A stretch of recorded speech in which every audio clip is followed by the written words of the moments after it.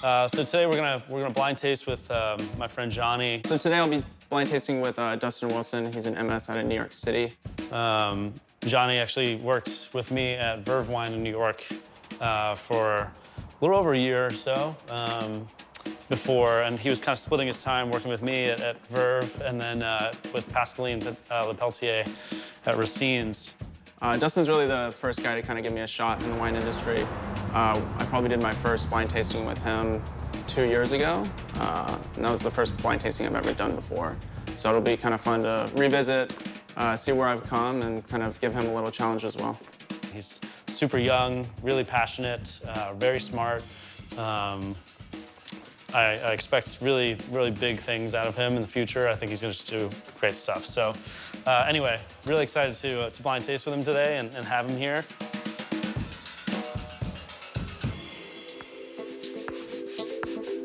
So wine number one, I got in a Gruner Veltliner out of Austria, Federspiel. 2018 vintage. It's pretty crisp, super angular, good acidity. I'm gonna be looking for those calls of like watercress, radish, arugula. Really pick up kind of those rotundone white pepper flavors. If he misses this call, I could maybe see him going with Pinot Grigio, maybe even Riesling if he's really off his game today. But we'll see. This is a young village level wine, so it's not showing a lot of development, so could be a little hard for him. So for the red wine today, I got a Nebbiolo coming out of Piemonte. This is a pretty classic bottle right here. I think he'll definitely take it to Italy. We'll see if he brings it up to Piedmont or he goes down to Chianti with Sangiovese. Looking for some of those dried fruit characteristic calls, a little finer tannin than you'll find in Sangiovese. And I want to see if he gets that volatile acidity call on the nose.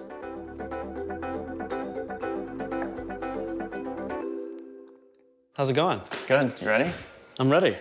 Let's. Rolls are a little reversed today. They are indeed. It's good. Yeah, definitely. All right. Let's see. Hopefully this is better than my last tasting. Let's see how it goes. All right. Let's dive in. So white wine, it's clear, day bright, medium minus concentration of color. It's a pale straw, a little glints of green in here. Some bubbles, but it seems like it's just from pouring probably. Viscosity is, call it medium. Nose is clean, free of flaws, it's youthful. Smells really bright. Lots of more like kind of underripe orchard fruit like green apple, pear, green pear. It's a little citrus, lemon, lime.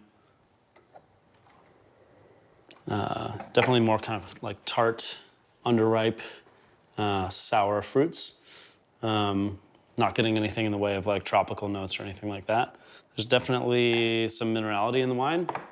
Really nice minerality. It's like really kind of chalky, limestoney, fresh. Wet rock, lots of mineral. Smells really nice. It's a bit of a flower component to the wine, but not heavily. It's not like really perfumey. It's just like some elegant, soft white flowers. So you calling monoterpene? Yeah, minor. It's a background, in the background. No signs of oak. Let's see how it tastes on the palate.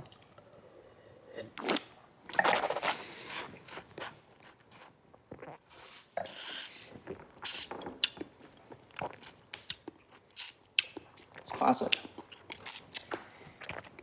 Don't give me any hints. There are no hints. Palate wine's dry. It is, call it like medium plus body. It's got some weight and some texture to it. Acidity seems to be kind of medium plus.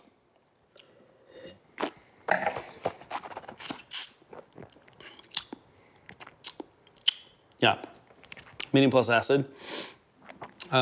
Medium-ish alcohol, maybe medium plus there too. Confirming the kind of more like citrus fruit and underripe orchard fruit, green apple, pear, lemon, lime, citrus. Definitely that kind of mineral component to it.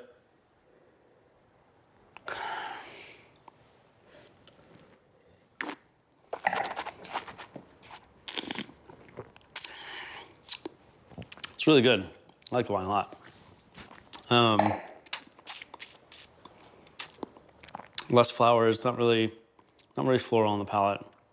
It's more just kind of this underripe orchard fruit, lime, lemon, lime, citrus, and mineral, and some leaves. Anyhow, I think we're dealing with an old world wine here. I think it's fairly youthful, probably 1 to 3 years old, from a maybe cool to somewhat moderate climate. Possible grapes. First things that come to mind are either Chardonnay, potentially from Chablis, or Chenin Blanc. Kind of my top 2 here. Fairly neutral, somewhat leesy. I think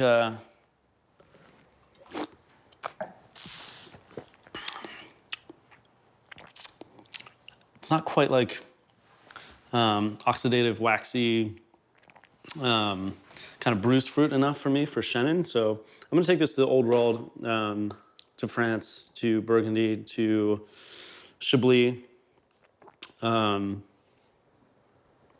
This is gonna be repetitive from before, but I'll call it village level. Good producer though, high quality, 2017 for the white. I knew you were going there. All right, so wine number 2, we have a just bright red wine of medium minus concentration, pretty pale in color. It's like ruby, pale ruby red, fading out to a paler red rim with some kind of orange, slight garnet hues to it. So potentially a wine with a little bit of age, perhaps. Thin-skinned varietal, no signs of gas or sediment, and viscosity on the wine is call it medium plus. Nose is clean, free of flaws. It is showing signs of development. Kind of like tart red fruits here, raspberry, strawberry, kind of tart cherry, a little bit of cranberry perhaps, pomegranate, some sour, more sour red fruits. It's definitely like a kind of a bloody, irony, like baked clay kind of thing going on here as well. There's certainly some earthiness to the wine, but it's more kind of a dusty, dried earth, some dried leaves, things like that. No signs of new oak in the wine, but probably some older, maybe large format barrel here. Very aromatic, so thin-skinned aromatic variety. It's a little bit of spice, like more savory, like herbal kind of spice, like rosemary, thyme. Lots of layers to this wine.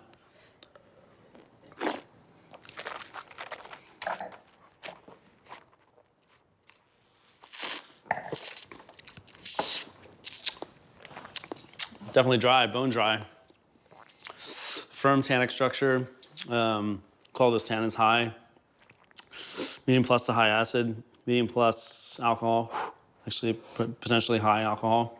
14.5.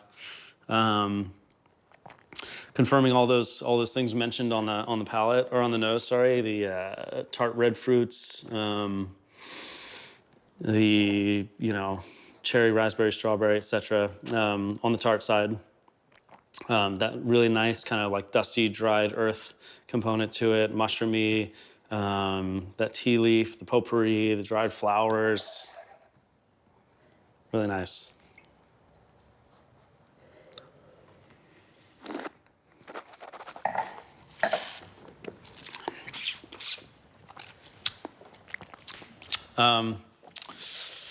Also a very delicious wine. Thank you. Bring it home. Yeah, tasty. So definitely an old world wine. No signs of oak on the palate either. So I think it's like all large, older Would. Old World, Italy. You know, Nebbiolo is where my first thought goes here. You know, potentially we'll throw Sangiovese, but I don't think it's Sangiovese. Why? It's too like lifted, high-toned aromatics. It's not like Sangio. I feel like gets more into like a more vegetal, tomato-y, darker color, more bassy profile. Where this is like kind of really lifted and aromatic and. What do you think about the tannin structure here? Yeah, tannins are like really firm, which you can get from Sangiovese as well. But there's like a fine-grainedness to More these. of a Burgundian style. Yeah, definitely. Yeah, it's not quite as gritty and as kind of as Coarse. as something like Sangiovese for me. But really, this is more for me. It's about the aromatics and the color too. Like I would expect for Sangiovese, unless this is like if it was Sangio that was older, much older, I could see that. But the color on it and like the aromatic profile for me, it's too like high toned and lifted for Sangio. Sangio for me is like kind of bassier. Where are you sitting at an age range? Age range, it's definitely got some development on it, but if you think like I'm kind of heading in Nebbiolo lands here, so you know, you got to think about what those wines need to go through in order to kind of hit their marks for an appellation. So I don't think it's super old, but I'm probably in the like 2010, 2011, 12, like that kind of range. Doesn't seem like 13. It seems like maybe it's a smidge older than 13. Could be 09, but 09 was really warm, and this doesn't really show a lot of alcohol to me. So I'm gonna call it 11. Piedmont, Italy, Nebbiolo from Barolo. Good quality. Good quality. Yeah, very, very good quality. Cool. Very good. It's very tasty. Thank you. Yeah. So the first one. First one I've goofed up, I think. Well, I knew you were going to go to that kind of Chablis area because you're talking about those oxidative notes. You're talking about, you know, that nuttiness and the Lees character and all that stuff. And you mentioned neutral oak. So I had a feeling you were taking it there, but I think you missed that kind of white pepper. Oh, is it Gruner? It is Gruner. Radish, watercress thing going on. But it's village level and it's 18 vintage, so it's still super angular and it's not. All right. Where's it from? Federspiel. Oh, Bacchau. Okay. Yeah, it's funny because I like the minerality on the palate too. I was like, tasted it. And there's a lot of mineral things going on here, but then even on the palate I mentioned, like I don't get the calcareous thing, which should have been a signal for not Chablis, because Chablis you would most certainly get that. It's got the texture going. But it's got like this almost like that, you know, the texture you get from a little bit of Lees stirring, that like kind of oiliness. It's like and it's Leesy. It's like a glycerin kind of profile to it. Yeah, it's Leesy. And it's not like crazy, I don't get a ton of that like peppery stuff. No. It's like, and do you think that's mineral. Something that would develop over time, or is that just because of, you know, this is more of a village level wine? Yeah, I think it's probably more that it's a, you know, kind of a village level wine. You know, I don't know this producer. It's really good. Yeah. I like the wine a lot. No, I think it's just kind of hiding a little bit. It's a good mess, as they say. Whatever. I'm happy calling it Chablis. Yeah. Means I like it. Cool. And then for the red? Yeah. What we got? You almost nailed it. It's not Barolo, but Nebbiolo. But it is Nebbiolo. 17. Yeah, it's young. Wow. Wait, it's just straight Nebbiolo. I don't know this wine. It's Nebbiolo d'Alba, 2017. Cool. I mean, it's very good. It seems a little evolved though for 17. It does, doesn't it? Yeah.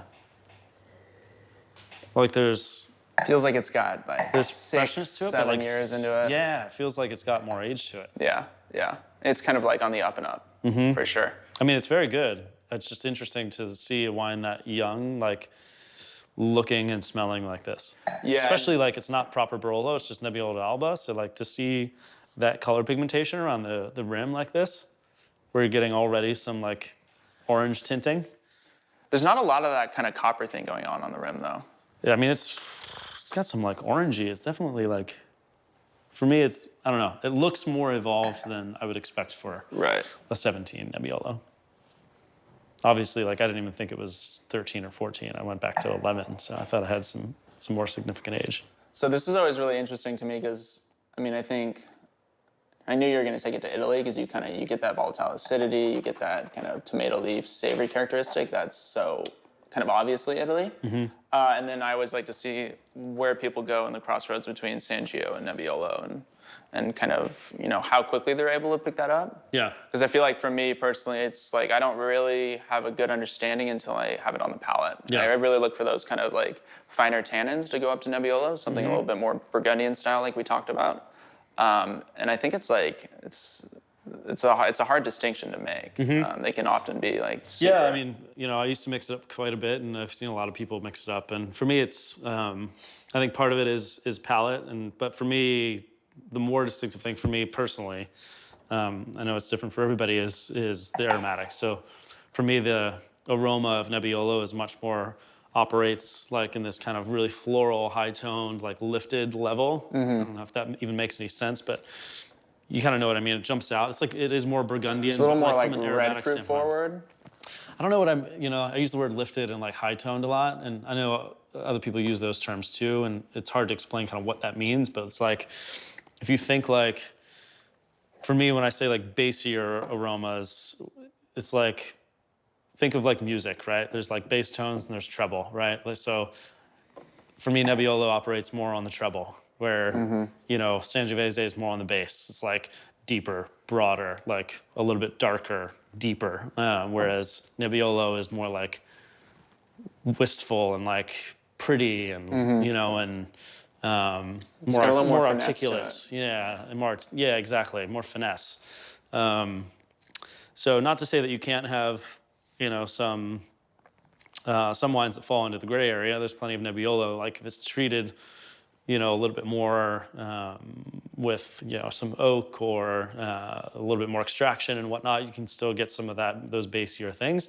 Likewise with Sangiovese, depending on the producer, right? If you get a producer that's like Stella or Soldera, for instance, those wines operate at like a really high-toned level, which is why like they're so freaking good, you know. But typically, your average Nebbiolo and your average Sangiovese kind of tend to operate in those two different worlds for me. All right, you ready for yours? I guess so. Let's do it. Now or never. All right. So I picked out a couple of things that I thought are really fun and interesting, and you know, one of them sort of classic, the other one not so much. So anyway. The first one, the white wine that we're going to taste him on, is Arnaud Lambert. This is a Chenin Blanc from Saumur called Clos David. It's a monopole vineyard from them. So this is a Chenin Blanc. It's definitely a very classic wine, but it's a slightly more rich, robust, it's almost like a white Burgundy-esque style of Chenin Blanc. It's really freaking good. This is 2016, so it's got a little bit of age on it. You know, I think you should be able to nail this wine. I think he can definitely call it Chenin, and hopefully he should. This is like kind of not a softball pitch, but like a fast pitch, fastball right down the middle, you know, so I hope he nails it. Kidding, obviously.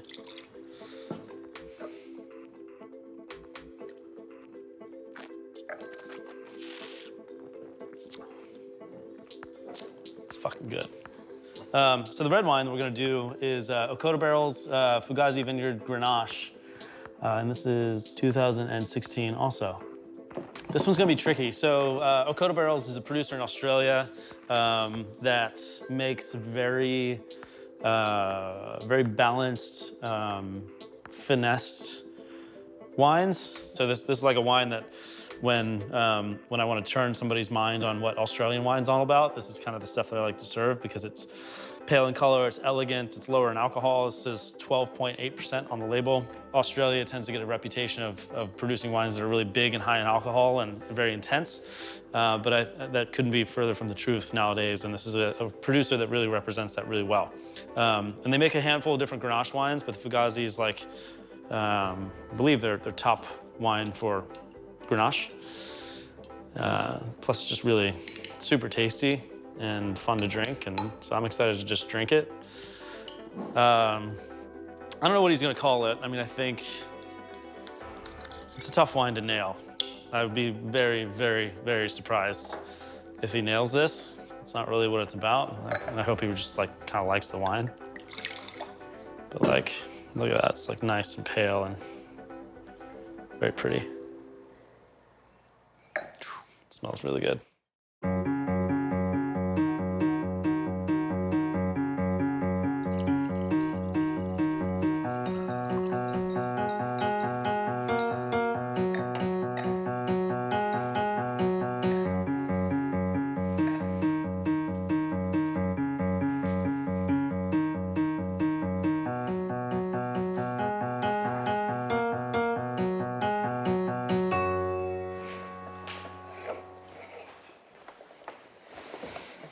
You ready?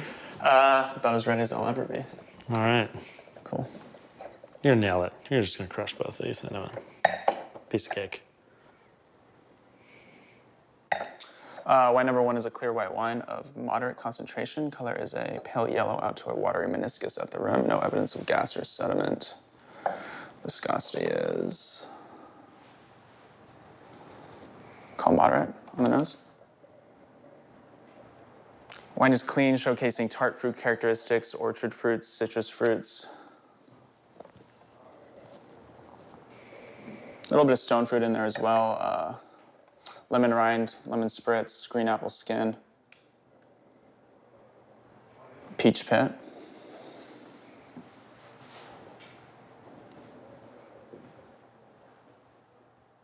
Almost a tropical lychee thing going on as well. Non-fruit aromas, picking up sort of a slight florality, white flowers, lilac, orchid.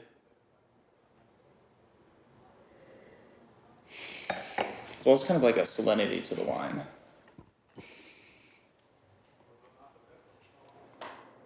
No evidence of spice on this wine. I don't think it's seen any new oak. In fact, I think it's mostly stainless steel, all stainless steel. Certainly mineral driven, wet slate.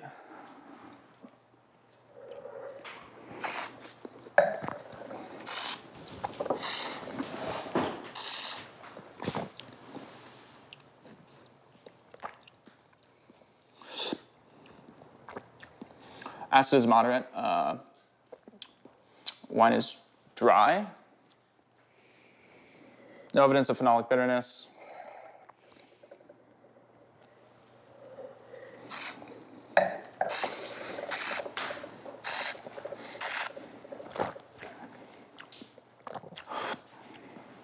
Alcohol is moderate, around like 12.5, 13 range. Fruit's actually a bit riper on the palate. I'm picking up more yellow fruits, yellow apple, brown pear. More of like a lemon curd.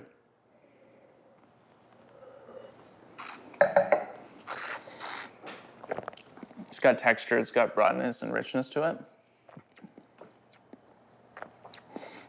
Picking up, I mean, I think there might even be malolactic fermentation on that wine. It just feels so bone dry and the texture's there up front. My mouth's not watering a lot, but the fruit's super, super tart. Mm-hmm.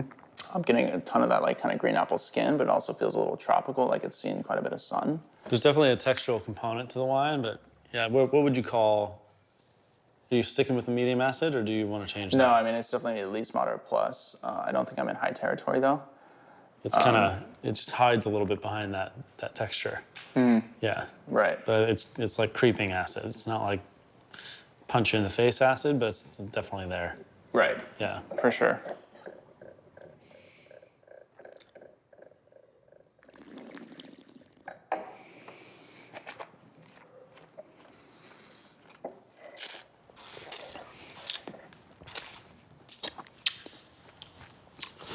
I like how you've described it. I mean, I think there's kind of richness and a broadness to the finish where, I mean, to me, like there's malolactic going on in the wine, which kind of puts me in a corner of where I could go. And I even feel like there's even a reductive character to it.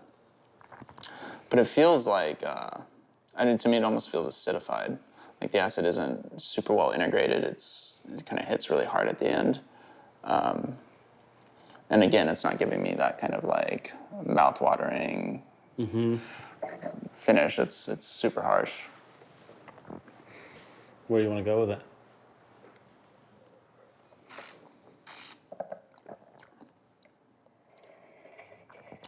I'm in the old world because I think it finishes tart. I don't think it has that kind of like, it doesn't finish with that sweet core fruit, if you will. I'm in like, I'm gonna throw Chardonnay out there. It's not Burgundian. What kind of soil do you think it's on? Could be granitic soils. It might be in Albarino territory because it feels almost slightly tropical to me. Yeah, I'm gonna do a final call on this. Yeah, go for it. Do it. I'm in the old world. I'm in Spain. I'm in Rio Spicius. I'm in Galicia. I'm in Albarino 2017 vintage. Sweet. Wine 1, down. Wine number 2. Wine number 2 is a clear red wine of moderate concentration. Color is a ruby red. No evidence of rim variation or gas or sediment. Viscosity is moderate on the nose. Wine is clean, showcasing ripe fruit characteristics, red and blue fruits. Red and black fruits. Dried red sherry, cranberry.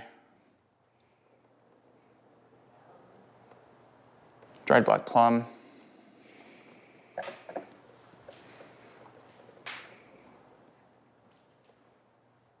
A little bit of spice, cloves, cinnamon going on in there.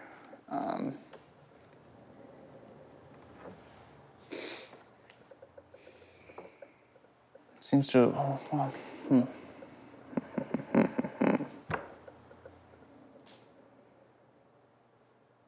actually not getting a lot of new oak on this wine. I think I'm reaching for it. So I'm gonna say there's no new oak on this wine. I think it's of youthful age.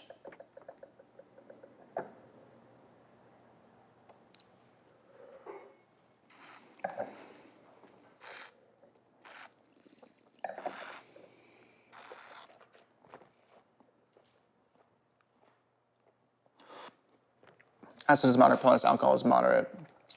Tannins are moderate plus, they're fine. Fruit is ripe. Would you call acid? Sorry? Moderate plus. Moderate plus, okay. Fruit is ripe, red fruit, a little more blue fruit actually, picking up like cranberry, ripe cherry, red currant.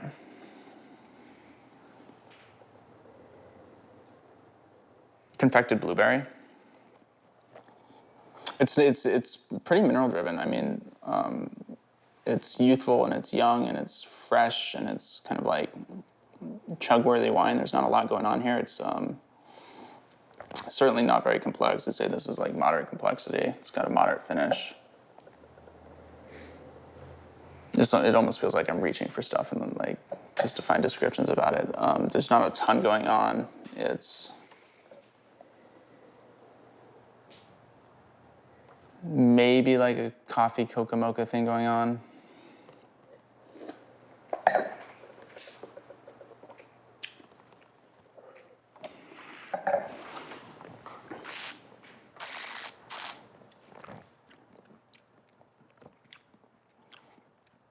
It's got accent structure to it. I think it finishes fairly tart. I mean, it's a thin-skinned grape, pretty low extraction rate too. I mean, it might have seen a little bit of time in neutral oak. I don't think there's any new oak on this wine.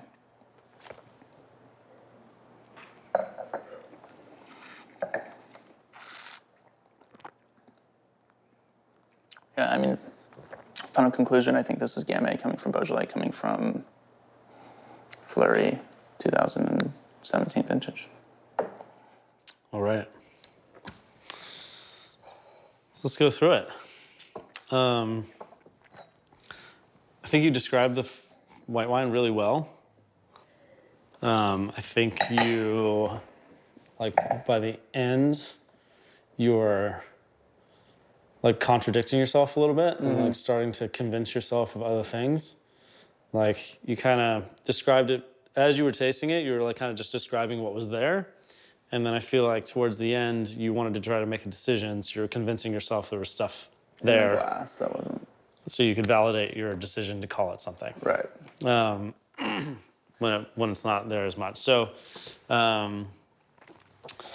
you know, there's definitely like a good amount of texture on this wine. I think it comes more from like ripe grapes and winemaking. I don't think.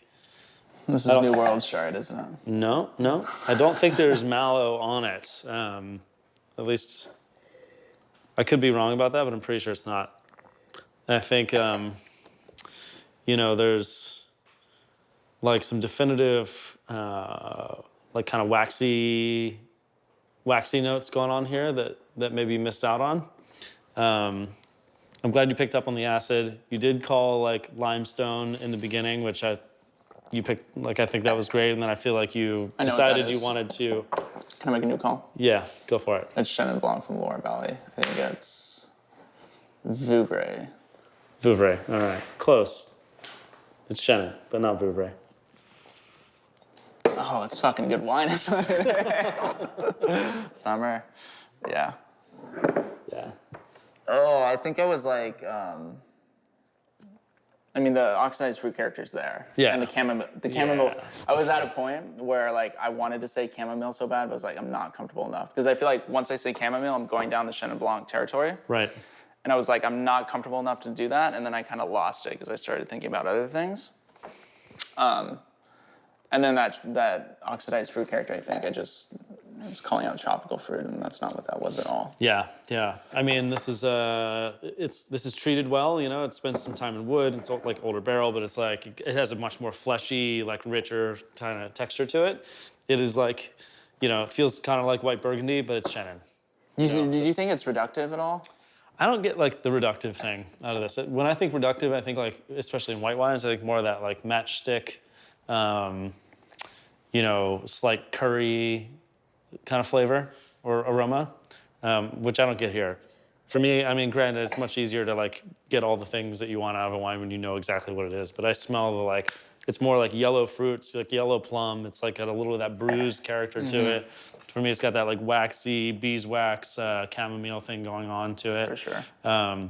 The tricky part for this wine, for me anyway, I think is like the texture, because there's weight to it. And you kept calling like mallow, which I think it's more, there's some like wood treatment and there's like riper fruit here, less, because I don't, like if you get mallow on white wines, you're probably gonna pick up on some of the aroma of like the And it's like lactic-y kind of profile. heavy diacetyl type of thing going on. Yeah, exactly.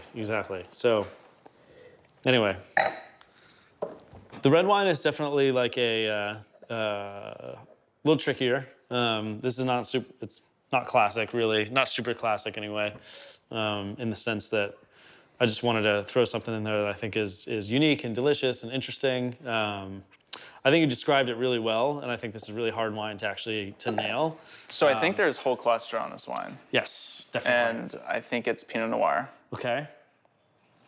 I don't know where it's coming from. I think calling Pinot or calling Gamay, those aren't like necessarily bad calls, but I think the acid structure on this is you gave it more acid than I think it has.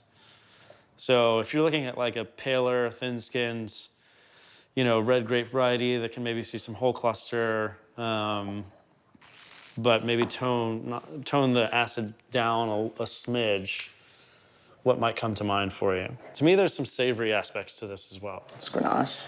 Yeah. Like there's a little bit of a slight like white pepper. But it's not southern. Exactly. Because it doesn't have that, I mean, it's not hot enough and it doesn't have that kind of like, the Really? Giron savoriness isn't like crazy. Right. Which is why this one's tricky. So, you want to see it? Wait, Or do you want to make a call? I want to make a call.